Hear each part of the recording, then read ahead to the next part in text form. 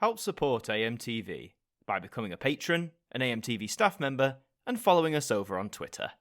Hi there guys, it's Adam Martyn here, and welcome back to another video. And today we're going to be talking about ITV. Some pretty big potential news has come around that might mean the future of ITV as a whole, as we've known it for the past 70 years, could be about to change in a major way. But I do want to start with some good news for ITV, as RxTV claims that ITV finally sees streaming take off. Now, you might remember in the past few months, or pretty much since ITVX launched right at the end of 2022, that whilst it was doing okay, it was pulling in 1 billion streams every 4 months, but that was exactly it. It was pulling in that number every 4 months. It wasn't pulling in more views at a quicker amount of time. It was sort of on a, if you're looking at a graph, it was sort of stalling. It wasn't going up, it wasn't going down, but they obviously wanted it to go up. So they're claiming it's taken off. Let's find out exactly how. Premiering shows on ITVX has helped ITV report its best ever streaming figures since it launched in December 2022. Despite a large promotional push through the past few years, underlying streaming figures have been static, with ITVX struggling to achieve more than 1 billion stream requests every 4 months. So that's what I was on about, the static graph. It's not going up. They're not getting more requests in a faster amount of time. Online, ITV's flagship soaps, Coronation Street and Emmerdale, have had a strong start to the year, with 124 million streams on ITVX. Soap viewing is up 35% on the first quarter of 2024, as ITV follows the BBC in making soaps available to stream every morning, hours before they're broadcast on traditional TV services. And this model the BBC and ITV are using for soaps seems to be giving them a new lease of life. I mean, 124 million streams, that's obviously accounting for all the episodes of the soaps that got released in that first quarter. It's not saying that's the, viewing figures, if you like, for one particular episode or even a particular year. But 124 million, those are big numbers. And it says soap viewing's up by 35% compared to last year. So all this talk of soaps being on the way out and that they're dying, maybe on the traditional TV channels they are, but seemingly on streaming, putting them out earlier in the day is giving them this new lease of life. And maybe it's going to become the ultimate way for the soaps to survive going forward. Entertainment is another big contributor, achieving 133 million streams in quarter one, which is up 22% on last year, with popular Saturday night shows like Britain's Got Talent, The Masked Singer, and The 1% Club all seeing double-digit growth on ITVX this year. And whether you like these shows or not, I'm not a biggest fan of The Masked Singer. I haven't watched BGT in years, but these shows are general crowd pleasers. They do really, really well. And again, 133 million streams in the first quarter, a 22% boost. That is great to see, or at least great to see in ITV's eyes. It's been a strong quarter for drama, with over 300 million streams thanks to ITVX's new Drama Sundays. Once again, this is down to premiering new shows before they're broadcast on ITV1, or screening acquired shows that don't get an outing on traditional outlets. 300 million streams in that quarter, right? That is more than the soaps and the entertainment sectors combined. That is a extraordinarily huge number. And the new Drama Sundays model seems to be working. And I think that just reflects this whole shift away from, we used to be bound by scheduled television. A show was on at a certain time. That's when you had to catch it. Otherwise, you'd miss it or you'd have to record it. And that was a whole, extra thing you had to do. But now where you can watch it at our leisure, things drop early in the morning. You can choose to watch it where you like. It's really driving those numbers. And it is giving more argument to those who are in favour of the streaming model being the dominant form of TV going forward, whether we like it or not. Unforgotten is the biggest returning drama on any channel or streaming platform this year, and new dramas, Playing Nice and Protection, are currently ITVX's second and third biggest dramas ever, only behind Mr. Bates versus the Post Office. Over 50% of the audience watched Playing Nice on ITVX, with 58% choosing the platform for the final 2 episodes. I mean, there you go. These big shows, some of them getting more than 50% of the audience watching on ITVX as opposed to ITV1, the old traditional way. We're going to see more and more things like this going forward. I'm sorry if that's not what you'd like to hear, but we are going to see more of this going forward, not just on ITV, but on all the broadcasters as their streaming offerings become more integrated. Six Nations Rugby and FA Cup coverage also boosted ITVX's streaming figures in the first quarter of 2025. But ITVX's biggest title of the year so far is Love Island All-Stars with over 100 million streams. I can't honestly believe that. I genuinely thought Love Island was on its way out, that we'd grown tired of the format, but Clearly, I'm very much wrong. I mean, 100 million streams for one program, that's not to be sniffed at whatsoever. The managing director of media entertainment for ITV, Kevin Ligo, said, "We have totally transformed our streaming offering with ITVX over the past couple of years, and all of our teams internally, alongside the best producers in the business, have helped deliver these brilliant numbers by producing, promoting, and delivering this fantastic content to audiences to stream." And fair play to him for sort of bigging it up, because if this is their, a big success they can celebrate with the service, then they should do that all they like, because by God, they've been trying to find a reason. And his comments do follow the strong criticism of ITV's streaming strategy, as reported by the Sunday Times last year, and we did cover that as well. That came from internal ITV sources, and I'd wonder if they still make the same criticisms now, or whether they've, could throw their hands up and say, "All right, you've done fine." To say the streaming market is saturated is quite the understatement. Well, yeah, ITV was late to the game in terms of a reliable streaming product that contained more than just catch-up TV. Lest we forget the ITV hub, the clunky, buggy, very much dated ITV hub. ITVX launched after the big pandemic streaming peak. Yeah, so it missed out a big opportunity there. It struggled to gain much traction in 2023 and 2024. While ITV highlighted streaming growth compared to ITVX's predecessor, the ITV Hub, and increased streaming of individual shows, the number of overall streams didn't grow much. For example, it took 4 months for ITVX to achieve its first billion streams. Subsequent updates from ITV ran like clockwork, with the service recording further billion stream milestones roughly every 4 months. And a billion streams is a big number, but I guess in the streaming world, to achieve that every 4 months, they'd probably want to do that quicker, especially as the years go on. And I think missing that peak of the pandemic when people really went to streaming, that can't be underestimated. Had they managed to get ITVX out the door around the same time Disney Plus launched here in the UK, which was March of 2020 when the pandemic fully started, they could have really took off. So what did ITV do to encourage figures to go up? Well, it made more of its shows available earlier on ITVX. It's not a new trick. You may recall broadcasters did similar 20 years ago when they rolled out the first generation of digital linear offshoot channels. E4 began to premiere Hollyoaks, while Sport gained prominence on ITV4. At the time, the BBC also pushed selected content to BBC 3 and 4. Arguably, that watered down the prominence of the main UK channels, and the same is likely to be true now as broadcasters rush to ditch traditional TV services. And again, I think this is all very much true. We know that these broadcasters are moving more towards the streaming model. It's not a secret. This is what they want. They want to move away from terrestrial television as the technology develops, as streaming becomes more adapted in households. Hopefully, as broadband becomes more accessible as well. This is what they want to move to. So the main channels, BBC One, BBC Two, ITV1, Channel 4, Channel 5, yeah, they probably will be watered down. But as to whether or not the broadcasters in question will necessarily, maybe care's the wrong word, but whether or not they'll take much worry to this, I don't really think they will as time goes on. So whilst that is sort of a success for ITV, a bit of positive news, what is going on then? This big news that is sort of going to potentially change the future of ITV itself. Well, I got alerted to an article on The Telegraph, thanks to a viewer of mine on Twitter, Matthew Z. Miller. Thank you, Matthew, for recommending this to me. And it starts with ITV breakup.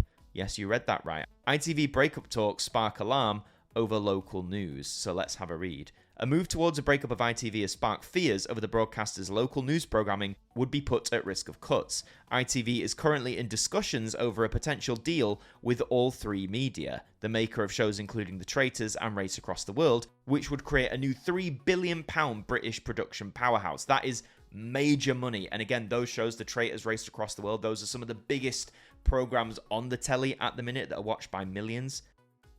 A tie-up with All3 Media, which is owned by the Abu Dhabi fund Redbird IMI, could see ITV Studios spun out into a new company listed on the London Stock Exchange, leaving its broadcasting arm, just ITV I guess, as a standalone entity. So a lot of big money is being touted here, and this All3 Media, the owners of it want to see ITV Studios, the people who are responsible for making programs, they want it spun out, which would leave ITV as a broadcaster on its own. Now you might think, well, ITV, the broadcaster, is funded by advertising. Is this really a big deal? Well, let's read on, because I promise you it could be quite big. Its talks over ITV have now triggered concerns about the sustainability of the broadcaster's traditional TV business amid a decline in advertising revenues and as audiences flock to streaming rivals. Damian Collins, who's the former chairman of the Culture Select Committee, drew comparisons with Channel 4, which last year posted a record £52 million deficit as it grappled with an advertising slowdown. And this is no secret, as streaming has boomed,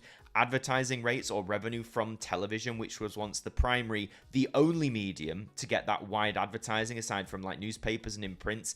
Streaming's taken a lot of that away, and as a result, less advertisers are advertising on TV, and if they are, they're doing so for, I guess, considerably less rates of pay than they were before.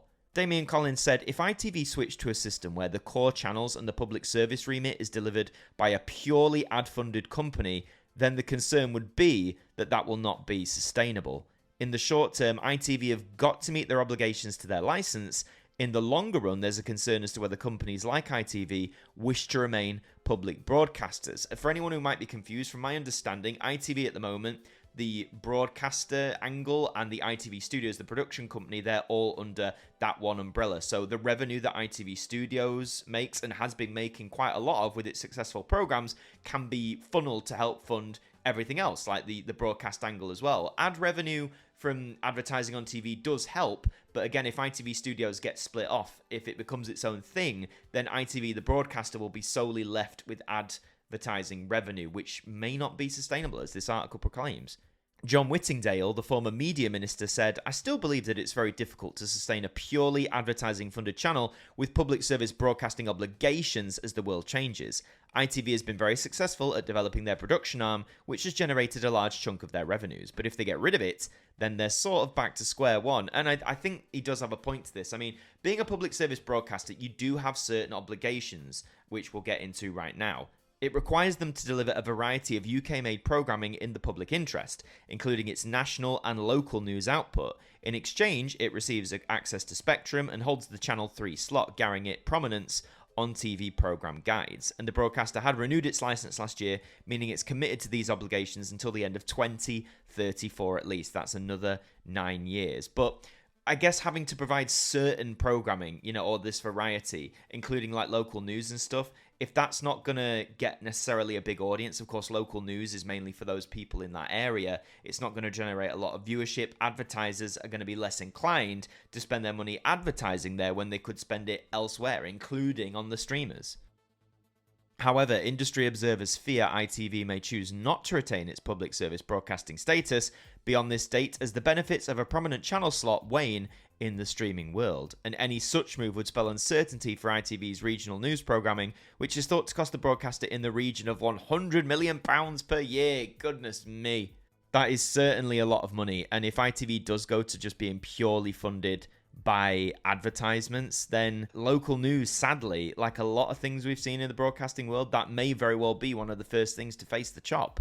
Mr. Collins added that the problem for a TV channel is if you're relying on a TV ad market that's dwindling and you've got to start making cuts, where are you going to start making them? Probably on the things that are making less money. None of us like to see it, but I can understand from a business standpoint, looking at it from purely a business financial standpoint, you cut the things that are making you the least money. It might not be like the quote-unquote right thing or moral thing to do, but just to keep going as a business, you can sort of see why they'd look at it like this. Regional news is a costly but crucial component of broadcasters' public service remit, particularly amid a sharp decline in the number of local newspapers across the country. It also has vocal support from MPs who view it as a key way of gaining coverage and reaching their constituents. ITV, which was formed through a merger of scores of regional franchises, explored plans to abandon its regional news output entirely in 2009, with programming to be provided instead by a number of independently funded news consortia. However, the plans were abandoned following opposition from MPs. So this whole thing about scrapping local news or changing it in some way has been fiercely opposed, and to be honest, would still probably be fiercely opposed now. Again, the fears are circulating that this is going to happen, people are going to retaliate to it, but ITV, again, if ITV Studios get spun off, they might not have much of a choice. The future of ITV's local news output will be cast into further doubt as ministers explore plans for a switch off of terrestrial TV, which is currently slated for 2034. Hang on, a terrestrial switch off?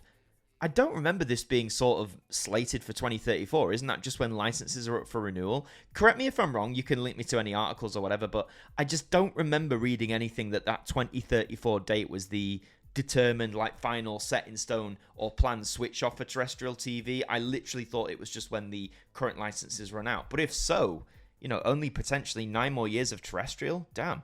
Stuart Purvis, the former chief executive of ITN and Channel 4 board member, said ITV will continue to broadcast local news whilst it had a regional terrestrial TV network. But he added, in a decade's time, when terrestrial TV may be turned off, I think there's a real threat to local news. The shift to streaming has prompted uncertainty over the future of public service broadcasting.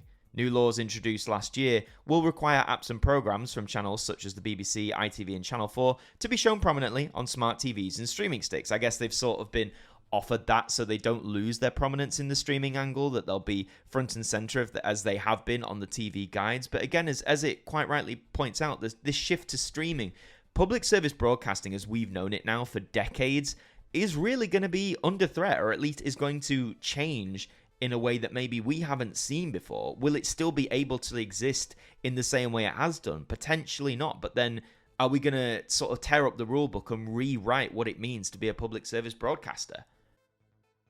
However, it's still unclear how exactly this will work and how much it's going to benefit broadcasters. Sources close to ITV said the broadcaster's decision to renew its public service licence provided certainty for the next decade, adding that the company's total advertising revenue rose by 2pc last year.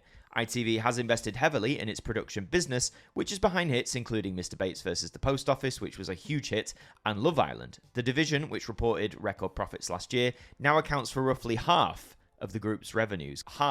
Half of the group's revenues, the ITV group's revenues, is made from ITV Studios, from this production business, producing these big shows. So I think that just goes to show, imagine if that gets split off, that is half of your current revenue is now no longer there, and you're relying purely on advertising revenue. Either you find another source to back up that 50% or to try and claw as much of it back as possible, or things are going to be, drastically different. 50% of the production arm.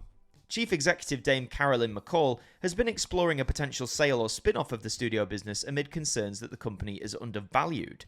Early-stage discussions have taken place between ITV and Redbird IMI, the UAE fund that bought production giant All3Media for $1.2 billion last year. The talks have drawn criticism from Conservative MPs, given Redbird IMI's botched takeover of The Telegraph, where this article's coming from, and its failure to find a new buyer a year after it told ministers it would. The Liberal Democrat leader Ed Davey in February said their priority should be getting that sorted and sold before turning their attention elsewhere. And to round off with, quite starkly, ITV declined to comment, and Redbird, this fund, was approached for comment.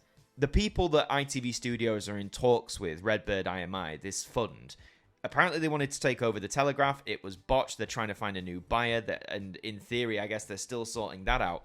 They bought All3Media, the company that made The Traitors race across the world, for $1.2 billion. We're not talking chump change. I do wonder in these negotiations how much ITV Studios is trying to evaluate itself for. At the top of this article, it talked about if it merged with All3Media or if it joined with it, we could be talking about a $3 billion powerhouse, and maybe it's trying to throw its value at being, I don't know, just shy of maybe like £2 billion or something like that. This is big money that we're playing with.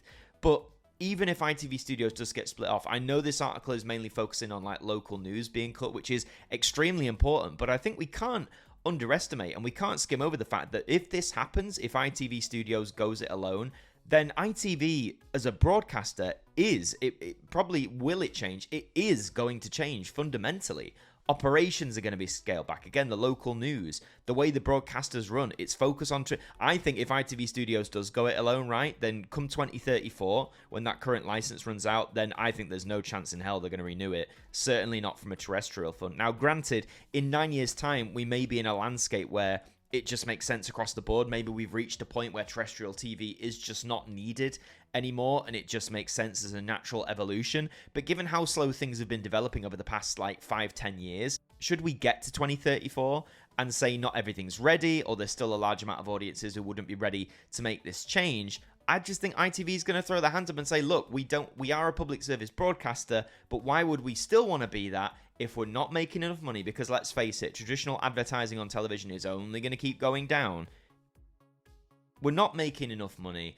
Our biggest revenue earner is now its own separate entity, its own company. So why would they do that? They'd probably just focus on streaming instead. It'd certainly probably save them a fair bit of money. Local news would go, more local programming would go. It would be sad. And I know it would be really devastating. It'd really be a negative shake-up in that standpoint. But again, from a business standpoint, you can just see these things happening. It's a fundamental piece of news to come from ITV. And again, in this year, their 70th anniversary, which again, to my knowledge, they haven't really started celebrating properly. I mean, correct me if I'm wrong, but I've not seen any major like promotional or celebratory thing from ITV chronicling that it's 70 years. And granted, the actual anniversary is in September. Maybe it's going to be nearer towards that time. But, you know, it's the 70th anniversary, man. Where's the hype? Where's the celebration? But for this to come, to basically say... And again, there's some good news. ITVX is now, you know, doing really well, pulling in the numbers. ITV Studios is raking in the cash on the production front. But to say, yeah, our biggest earner, we might take that away... That spells a real dark cloud above the broadcaster, for sure.